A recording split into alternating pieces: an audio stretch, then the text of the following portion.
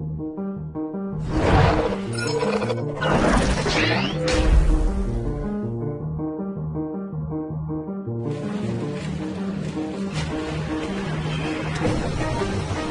video clip shows renovation of the Sanyuan Bridge, an important traffic corridor in Beijing. The central columns of this bridge, on a major Beijing highway, were dismantled in just 6 hours and cleared away within 24 hours.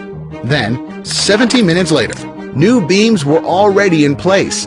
After concreting and laying asphalt, entire construction was completed in 43 hours. Locals going to work on Monday didn't even notice the bridge had been renovated.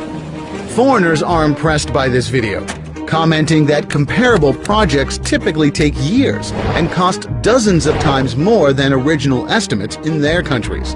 Bridge construction in China appears something of a magic trick, so China is dubbed Infrastructure Magician. Of the world's 10 tallest bridges, 8 can be found in China, with 5 of them built in the last 5 years. And here's the chart topper. The Beipanjiang Bridge, 565 meters high, stands equivalent to a 200-story skyscraper. So you could put the Empire State Building under this bridge and still have enough space for 100 more stories. It also has amazing bones, the steel cables, which are as significant as other parts. While connecting the cables and pulling them straight, it can extend longer than the distance between Beijing and New York. No wonder an awestruck BBC reporter called it China's impossible engineering feat. Despite the complicated geology of the area, this bridge was completed in just 5 years. Meanwhile, a combination of various technologies were featured, including smart concrete for automatic even flow, smart checkup and data recording on bridge conditions, as well as Cloud Healthkeeper to detect problems and send out alerts when necessary. The construction was completed in such a short time with a futuristic design. How much would this cost? 150 million US dollars? For the scale of this project, it is so cost-efficient that foreign countries are bursting with envy. But if you think that's impressive, just take a look at the Hong Kong-Zhuhai-Macau Bridge to be completed this November. Full of fantasy and futuristic facade.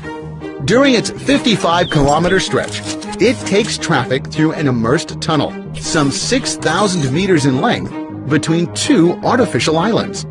How does this tunnel balance forces of gravity and buoyancy? How come it doesn't sink? And how is it built undersea? Whatever the complex construction and calculations involved, Chinese engineers have figured them all out. So forget the math and just enjoy the ride. As for highways, China now boasts the largest expressway mileage in the world. The Jingxin Expressway, connecting Urumqi City in the west with Beijing in the east, is dubbed China's Route 66.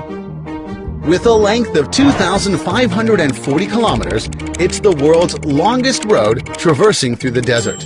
You will find beautiful and varying scenery along the journey, deserts and plains, valleys and hills, glorious vistas and star-filled skies, abundant views for everyone to enjoy. But this project had to contend with some of the most difficult conditions challenging civil engineers. With a limited water supply, more than 100 sandstorms per year, and surface temperatures ranging from sub-zero to an asphalt melting 50 degrees plus centigrade, depending on locations and time of year. Yet, the entire project was accomplished in just 6 years. There's a Chinese saying, "You want to be rich? First, build a road."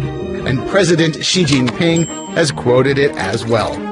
During the past 5 years, the Chinese government has recognized the importance of transportation and economic growth and invested heavily in infrastructure. With easier road access, people can travel more conveniently, thus facilitating trades and businesses. For example, the Beipanjiang Bridge has reduced the traveling time from 6 hours to 1 hour. Jingxin Expressway has shortened the traveling mileage between Beijing and Xinjiang by 1,300 kilometers. Today, Chinese engineers continue to create splendid works. They are determined to open up road access to people in the remotest village. Not limited to these fields, China has also made great achievements in harbor and railway construction. Let's learn more about that in our next episode.